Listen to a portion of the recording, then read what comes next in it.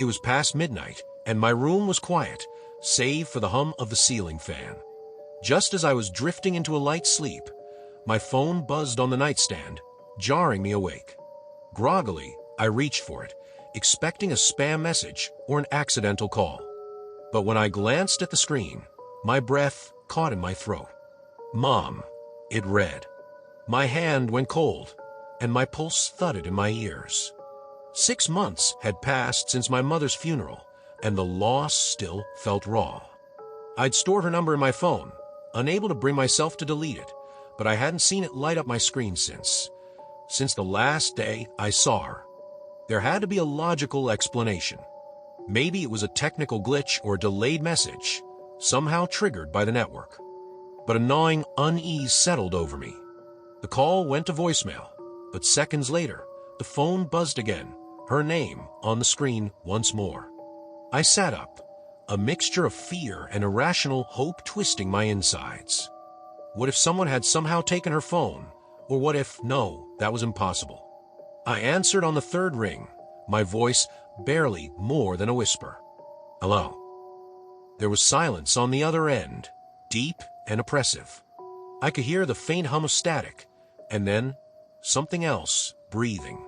Slow, deliberate breaths, like someone trying to steady themselves. The sound was soft but distinct, unmistakably human. My heart began to race. "Hello?" I repeated, my voice trembling now. "Who is this?" Then I heard it, a voice I hadn't heard in half a year. "Come home." My mother's voice, but somehow off, as if distorted. Her words dragged slowly, thick and heavy, with a rasp that was eerily unnatural.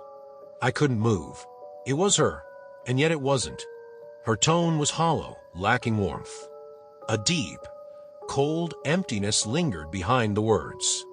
Mom." I stammered, gripping the phone so tightly my knuckles turned white. There was no response, only the crackling of static. But then, just as I thought the call might disconnect, she spoke again, her voice now barely more than a whisper. "Why did you leave me?" My blood ran cold. I hadn't left her. I'd been there, holding her hand in that hospital room, watching her slip away as the machines fell silent. I hadn't left her. She had left me. This made no sense. I was awake now, hyper-aware of every sound, every breath, every tick of the clock. My room felt smaller, the darkness pressing in around me. Who is this? This isn't funny," I managed to say, anger barely masking my terror.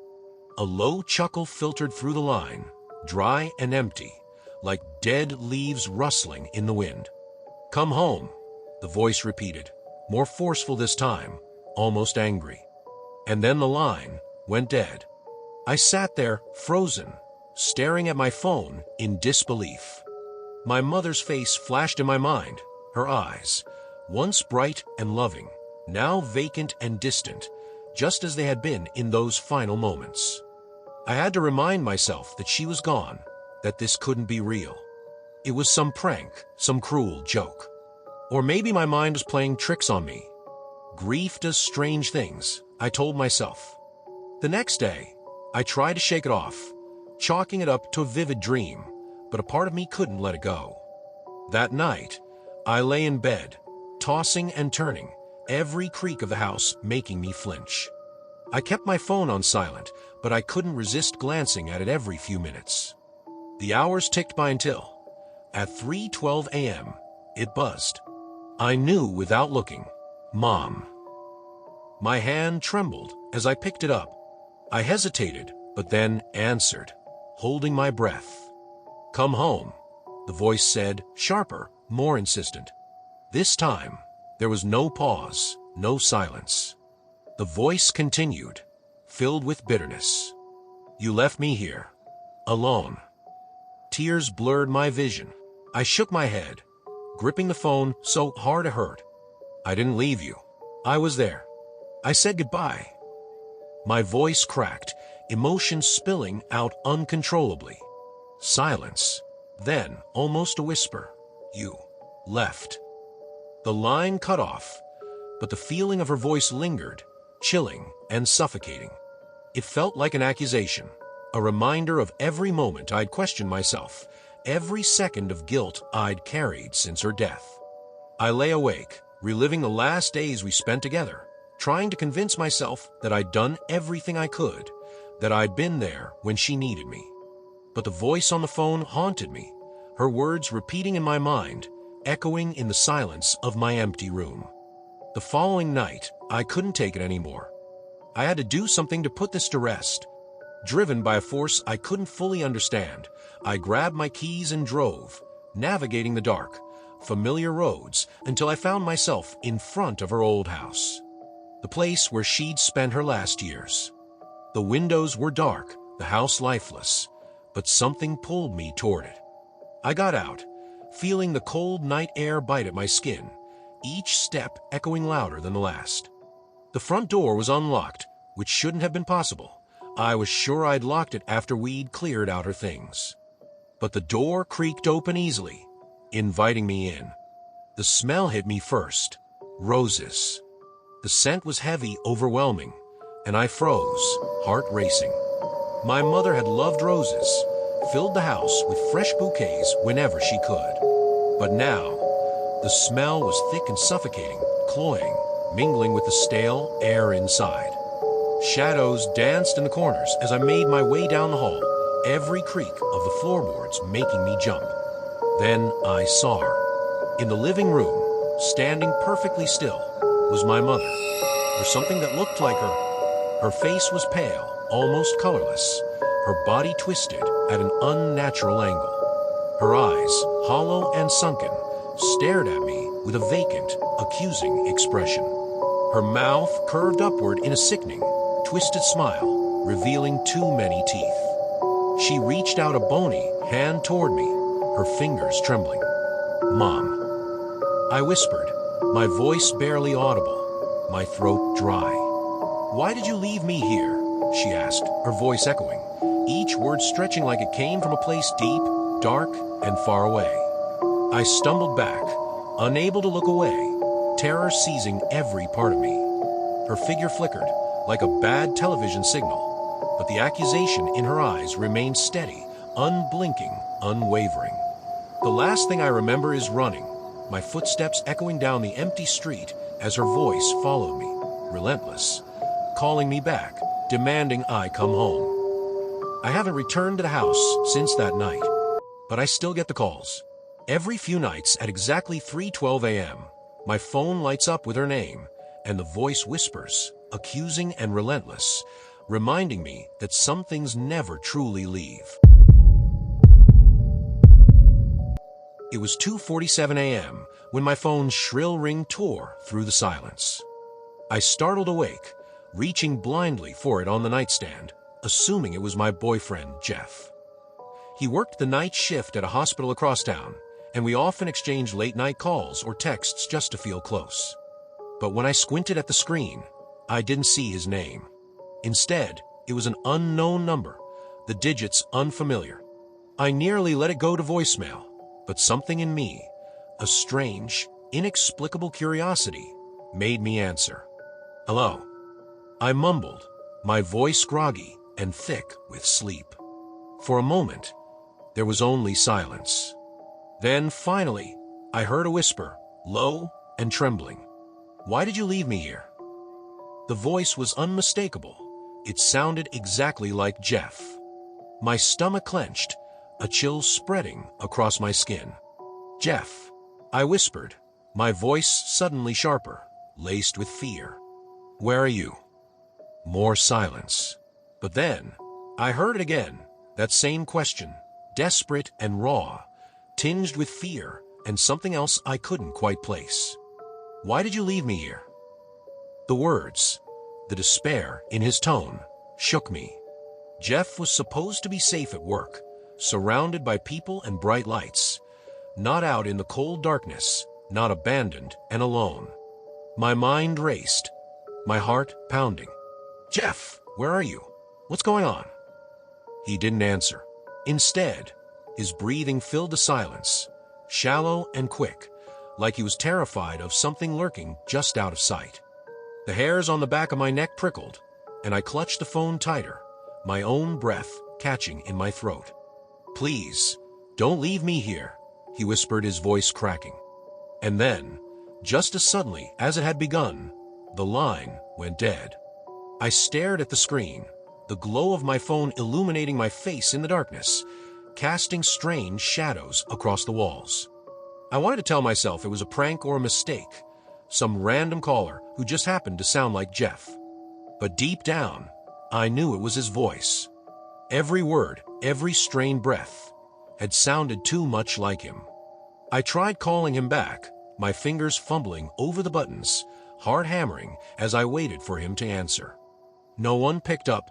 I tried again, but each time it went to voicemail, my panic growing with each unanswered ring. I told myself I was being ridiculous. He was probably busy at work, dealing with a patient or in a meeting. But something in the pit of my stomach twisted with dread.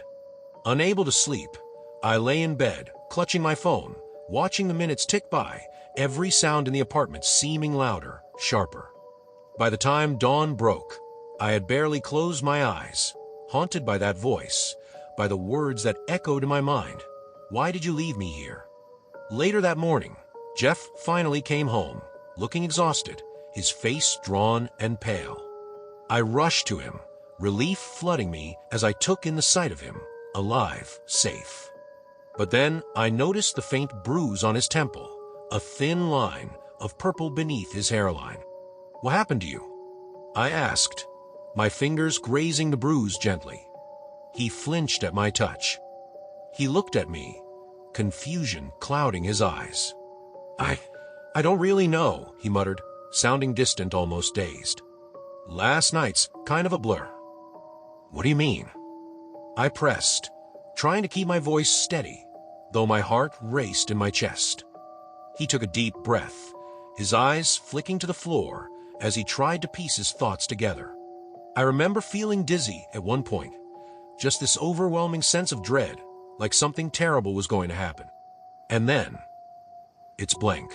The next thing I knew, I woke up in an empty parking lot, all alone, in the middle of the night. A chill ran through me, and my mind raced back to the call, to his voice, pleading and desperate. Did you call me last night?" I asked, hoping, praying, that he would say yes, that there was a simple explanation. He shook his head slowly, frowning. "No, I didn't have my phone on me. I must have dropped it somewhere at work." I felt the blood drain from my face. The voice, his voice, on the phone had sounded so real, so close, like he'd been trapped somewhere just out of reach. But he'd been missing for hours, unconscious, unaware of where he was or what had happened to him. I didn't tell him about the call. I didn't know how to explain it without sounding crazy. But from that night on, I was haunted, waiting for another call, dreading the moment my phone might buzz in the dark. It happened again a week later at exactly 2:47 a.m. I had barely fallen asleep when the ringing jolted me awake. My stomach twisted, a familiar dread settling over me as I reached for the phone, knowing, without even looking, that it would be an unknown number. My hands trembled as I answered, my voice barely more than a whisper. "Hello." Silence stretched, heavy and suffocating. I held my breath, waiting, my pulse racing as seconds ticked by. And then I heard it again, his voice, broken and pleading. "Why did you leave me here?" The words were the same, but the voice was different, weaker, more desperate. He sounded like he was barely holding on, like something was draining him, slowly pulling him into the darkness. "Please, please don't leave me." My heart pounded, tears pricking my eyes. "Jeff," I choked out, feeling the weight of his fear, the helplessness in his voice. "Where are you?" He let out a ragged breath, as if every word took more effort than the last. "It's so dark. I can't see anything." His voice wavered, filled with a terror that sent a chill down my spine. "Please, I need you." The line went dead again. I called his number over and over, praying for an answer, but it was the same as before. No response. I sat up the rest of the night, my mind racing, haunted by his voice, by the empty, dark spaces in his memory. He was here physically, yet I couldn't shake the feeling that part of him was still out there, lost in some darkness I couldn't understand. I confronted him the next day, desperate for answers, for some way to make sense of the nightmares that haunted both our lives. But he didn't remember. Every time I asked, his face grew distant, his eyes clouded, as if his mind was shielding him from something too terrible to face. He'd changed the subject, brushing it off, but I could see it in his eyes, the fear, the confusion that lurked beneath the surface. And every night since, at exactly 2:47 a.m., my phone rings, and the voice on the other end grows weaker, more desperate, more drained, like something is stealing pieces of him with each call. He's here beside me, warm and alive, but a part of him is out there, somewhere in the dark, waiting for me to find him. And I don't know how to help him. It was a quiet night, and I was catching up on work at my desk, the only light coming from the soft glow of my laptop screen. The room was still, almost unnaturally so, as if the world had held its breath. Just as I was beginning to lose track of time, my phone lit up, buzzing insistently in the silence. I glanced down and saw a number I didn't recognize. It was late, and I usually ignored unknown numbers, but something about it, the fact that it was nearly midnight, the eerie silence of my apartment, made me answer. "Hello," I said, my voice tentative. There was a long pause, just enough to make me think it was a prank call. But then, I heard a voice, a woman's voice, soft and shaky, as if she was struggling to hold herself together. Is this Josh?" she asked, her words barely more than a whisper. "No, I'm sorry. You must have a wrong number," I replied, feeling a twinge of sympathy. She sounded so vulnerable, so lost, that I almost wanted to ask if she was okay. She hesitated, her silence stretching, and I heard a faint sound in the background, something indistinct but unsettling, like a distant murmur. "Please, don't hang up," she whispered, her voice cracking, barely containing a plea. An uneasy feeling settled over me, but I stayed on the line, curiosity overriding my discomfort. "Are you all right?" I asked, glancing around the dim room, suddenly feeling the shadows pressing in closer. She took a shuddering breath. "I don't know where I am. I was at home, I think. But now everything's wrong. The walls, the doors, everything's wrong." Her voice grew faint, trembling, and I could hear the mounting terror in her words, the desperation clawing its way through her tone. I felt a chill creep up my spine. "Maybe you should call someone for help. Do you know where you are?" I suggested, trying to keep my voice calm, but my heart was pounding, a strange unease settling in my stomach. I tried," she said, her voice barely audible now. "But the calls just keep coming back to you. I don't know why, but I think it's following me." Her voice trembled, and in the silence that followed, I could almost hear her breath, quick and shallow, as though she was being hunted. The air around me felt thick, oppressive. "What do you mean?" I asked, my voice softer, my curiosity now tinged with fear. "Please, you have to help me," she whispered, and I could hear tears in her voice, the weight of terror pressing down on her. It keeps coming closer. Every time I try to hide, it just finds me. I don't know what to do. Please." Her words trailed off, and the line went silent. I sat there, gripping the phone, an inexplicable dread settling over me. The call had felt too real, her fear too raw, as if she was trapped somewhere I couldn't understand, somewhere beyond my reach. I told myself it was a prank or a mistake, but the tone in her voice haunted me long after I'd ended the call. I couldn't shake the feeling of her desperation, the way her words clung to the silence of my empty apartment. I kept glancing over my shoulder, feeling as if someone or something was watching me from the shadows. Just as I was beginning to calm down, my phone rang again. It was the same number. My heart skipped a beat, my hands suddenly clammy. I hesitated, staring at the screen, before I pressed answer. "Hello," I said, my voice barely a whisper. "It's still here," she said, her voice trembling, panicked. "It's closer now. I can feel it. Watching me." Her breath hitched, and I could almost hear her heartbeat, frantic and uneven. "Please, help me." My mouth went dry, and I swallowed hard, trying to find my voice. "I don't know how to help you. Where are you?" "I don't know," she cried, her voice breaking. "I thought I was at home, but nothing looks right. The walls keep shifting, and the doors, they just lead back to the same place. I can't get out. I can't escape." Her words sent a chill down my spine, and I found myself glancing around my own apartment, as if expecting the walls to start closing in on me. "Are you sure you dialed the right number?" I asked, my voice trembling. "Maybe there's someone else who can." "No," she cut me off, her voice now sharp with fear and frustration. "It won't let me. Every call I make just comes back to you.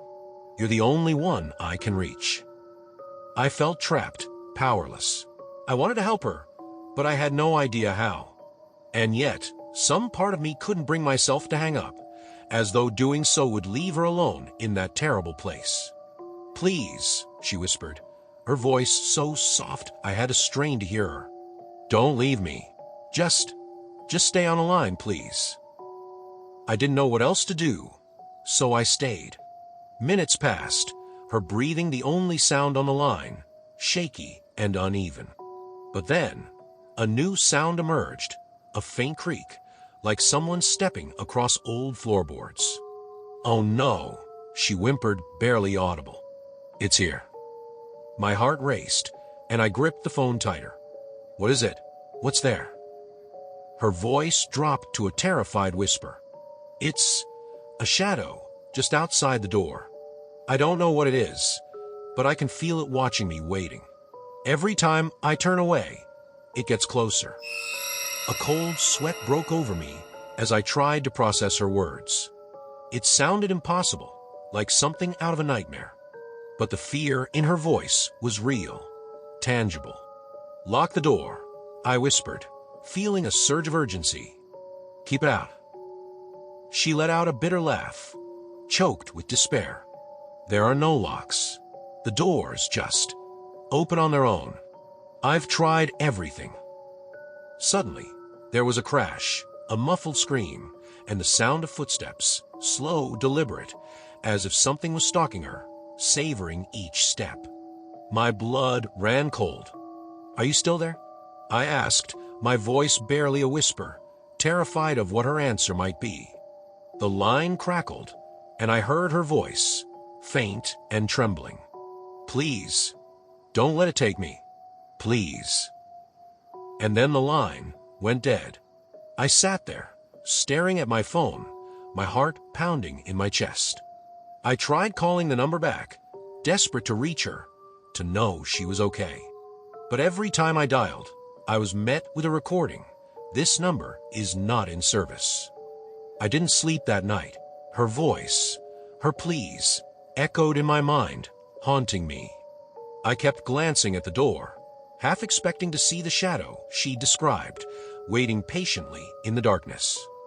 The hours crept by, and the silence in my apartment grew heavier, more oppressive, until I felt like I couldn't breathe. The next night, the call came again at exactly the same time. Midnight. I didn't want to answer, but something in me, a morbid curiosity, perhaps, compelled me to pick up. "Please," she whispered, her voice weaker than before, fading. "It's still here. Closer now. I don't know how much longer I can hide." I swallowed, my mouth dry. "Where are you?" She let out a hollow, broken laugh. "I don't know, but it doesn't matter, does it? It's coming for me, no matter where I go." And then the line went dead. Every night since, at exactly midnight, the calls come. Her voice is weaker each time, her words more desperate, as though she's slowly being consumed by whatever's chasing her. And every time I answer, I can feel it, that shadow she spoke of, lurking just beyond my sight, waiting, watching. I know it's only a matter of time before it finds her, and I can't shake the feeling that, one day, it might find me too.